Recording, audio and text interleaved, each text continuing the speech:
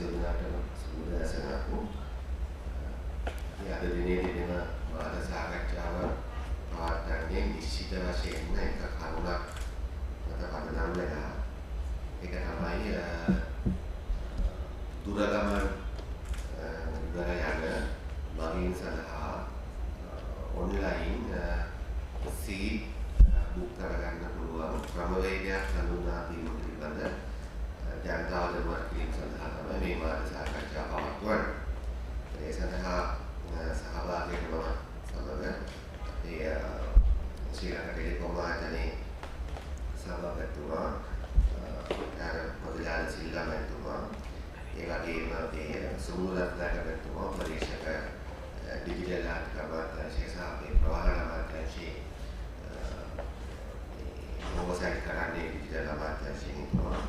ඒ වගේම විශාල සිල්වාදන දිනිය එතුමිය තමයි ශ්‍රී ලංකා ටෙලිකොම් ආයතනයේ ඩිජිටල් කම්පියුටර් ප්‍රධාන. එතකොට මේ පිළිබඳව මූලිකව පැහැදිලි කිරීමක් කරද්දී අපි කවුරුත් දන්නවා ලංකාවේ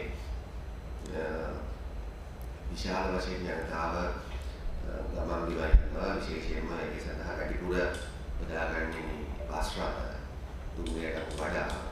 එතකොට අපේ රටේ දැනට අපි ගමනක් යනකොට දුර පළාතකට යනකොට අපිට තිබෙන ක්‍රමය වෙන්නේ බස් ස්ටෑන්ඩ් එකට ගිහිල්ලා බස් එක තියෙන වෙලාවක් හරි ගමන් පුළුවන් යම් ප්‍රමාණයකට 100% විශ්වාසයක් ඉන්නේ බස් එක දීවල කියලා ගිහිල්ලා තමයි අපි බස් එකේ සීට් එක බුක් කරගන්නේ. සීට් එකක් ගන්න සමහරවිට පවුලක් යනවා නම් 3-4 දෙනෙක් අපිට දෙන්න ගියාම සමහරවිට පවුලේ අම්මයි තාත්තයි දරුවෝ දෙන්නටයි එකලඟ සීට් ගන්න සමහර දුෂ්කරතාවය. ඒ වගේ විවිධ ගැටලු වලට සරලව ගත්තොත් අපිට දුර ගමනක් සැලසුම් කරලා යන්න බෑ. දුර ගමනක් අපිට සැලසුම් කරලා යන්න බෑ. ඒ නිසා අපි විවිධ ක්‍රම හදන්න දෙනවා. ඒ වගේම ඒ වගේ සමාන ක්‍රම තිබෙනවා. දැනටම පෞද්ගලික බස් රථ හිමිය විවිධ කුඩා සමාගම් මේ සඳහා උත්සාහයන් දරලා තිබෙනවා. ඒ ඔක්කොම නරක දේවල් නෙවෙයි සාධනීය උත්සාහයක් තිබෙනවා. කලින් බුක් කරන්න පුළුවන්, ඔන්ලයින් බුක් කරන්න පුළුවන් ඒවත් තිබෙනවා. ඒ වගේම තව තිබෙනවා කොන්දොස්තර මහත්තයා දිගටම අඳුරන කෙනෙක් නම්, ඩ්‍රයිවර් මහත්තයා අඳුරන කෙනෙක් නම් එයාට කතා කරලා කියනවා අපිට මේ සීට් එකක් බුක් කරලා තියන්න. ඊට අමතරව අපි දන්නවා සමහර බස් වල ලණුක් ගහලා තියෙනවා මේ සීට් එක යුගයෙන් කරලා. ඒ වගේම අපි දන්නවා ඒ වගේ ක්‍රම තිබෙනවා. නෑම නෙමෙයි. හැබැයි මේ ක්‍රම ගන්නට පස්සේ ඒවා පොදු විනිවිදභාවයක් තිබෙන ක්‍රම නෙමෙයි. ඒත් ඒක විශ්වාසනීය ක්‍රමයක් නෙමෙයි ගොඩක් ඒක. මොකද එකපාර බස් එක බුක් කරලා හිසෙවත් ඒ බස් එක ඒක බැරි වුණොත් ඒනොත් තව බස් එකක් දානවා කියලා එකක් නැහැ. උපරිම උඩ කෝල් කරලා ගියයි අද බස් එකේ ඉන්න වෙන්නේ. ඊළඟ ප්‍රශ්නේ තමයි අපි දන්නවා මේ බස් එකේ සීට් එක බුක් කරගැනීම නිසා බුක් කරගැනීමේ ප්‍රශ්නය නිසා සැලකිලි ගන්න ප්‍රමාණයක් ඇති වෙනවා. එකක් තමයි ජනතාව රුපියල් 1000 ටිකට් එකට සමහරට 1200 ගෙවනවා මේ බස් එකේ සීට් එක බුක් කරනවා. පවුලක් වගේ ගියොත් 4 දිනක් ගියොත් 1800ක් කරනවා.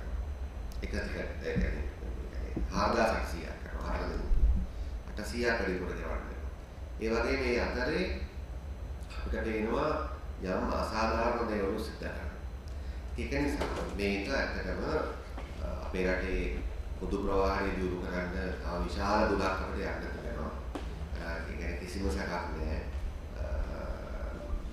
නමුත් අපි බලන්න පොදු ප්‍රවාහනය ගුණාත්මක පරිවර්තනයක් කිරීම සඳහා අපි යන ගමනේදී දෛනිකව අපිට මිනිසුන්ට පුංචි හරි සහනයක් දෙන්න පුළුවන් නම් අපි ඒ සහනය දෙනවා.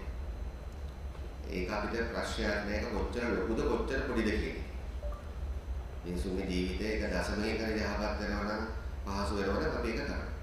ඒ නිසා තමයි අපි තීන්දුව කළේ මේ දුර ගමනක් යද්දී බස් එකක සීට් එකක්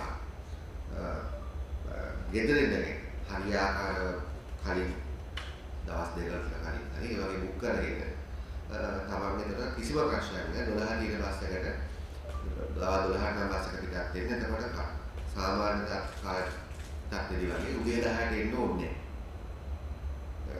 අර බස් ස්ටෑන්ඩ් එකට දුවනවා මේ බස් ස්ටෑන්ඩ් එකට දුවනවා ඕනේ.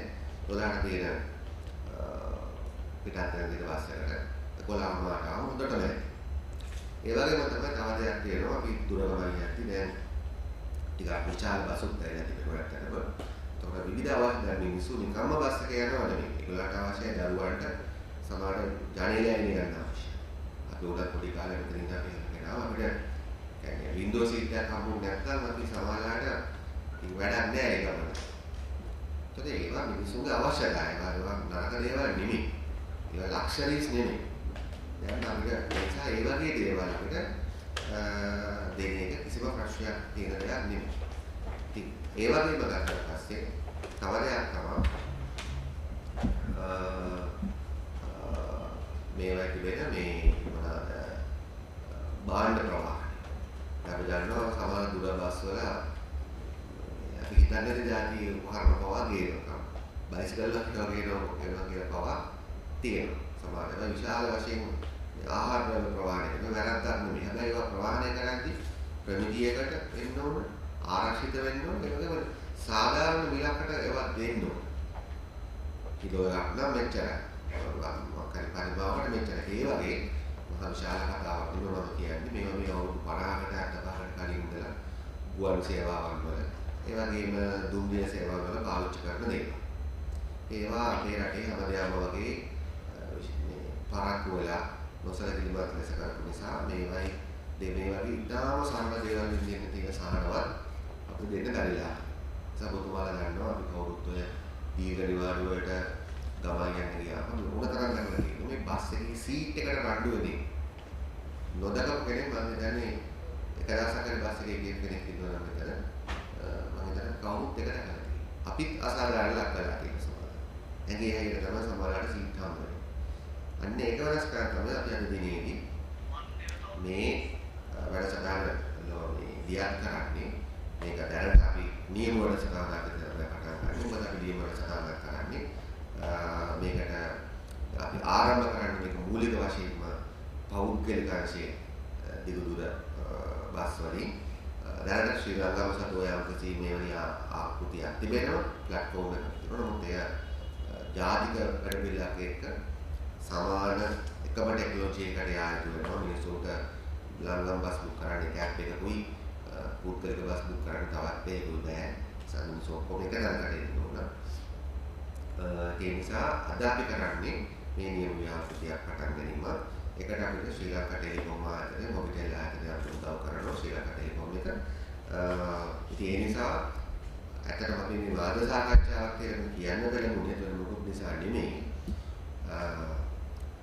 අපි මේ කරන දේවල් වල ප්‍රතිඵලය ජනතාව ගන්න ඕන. අපිට පේනවා මේවට අර මහා විශාල අපිට රුපියල් මිලියන් 500 විතර කරලා දැන්වීම බලලා මේව ප්‍රොමෝට් කරන්න බැරි නිසා ඒව අවශ්‍ය නැහැ. නමුත් මේවා ජනතාවගේ පැත්තෙන් මේ ගන්න ප්‍රමාණය අඩුයි. සමහර ගන්නෑ. සමහර ඒගොල්ලන්ට පෙළඹෙන්නේ. ඒ නිසා තමයි අපි අතනම මොකද වෙලාදනේ සභාපතිතුමා අපේ දැන් මේ ජාතික ගමනාගමන කුසලයේ සභාපතිතුමා මේ ඔක්කොම කතා කරලා ඉන්නු කලේ මේක ටිකක් මේ ප්‍රචලිත කරන්න ඕනේ කියලා. ඒ නිසා ඔබතුමාලා මාධ්‍යවේදීන් විදියට සාමාන්‍ය ජනතාවගෙන් කතා කරන ලියන කැමරා කරන අය විදියට අපි හිතුවා මේක මාධ්‍ය සාකච්ඡාවක් කියලා අපිව සම්බන්ධ වෙලා මේක ගැන පැහැදිලි කිරීම වැදගත් කියලා. ඉතින් අපි ජනතාවගෙන් ඉල්ලා සිටිනවා මේක මේ ක්‍රමය අනුගමනය කරන්න. නිකන් බෑග් එක ඉල්ලගෙන බස් ස්ටෑන්ඩ් එකට එන්න එපා. සීට් එක බුක් කරලා එන්න. මේක බස් රථයේ නියමයක් මේක විශේෂ වාසියක් තිබුණා. බස් රථයේ නියම මතක ටිකතු කරලා සාකච්ඡා කළා. අපි අද බස් රථයේ හිමි මහත්මයෙක්ට තුමරින් අතුමායි අතුමා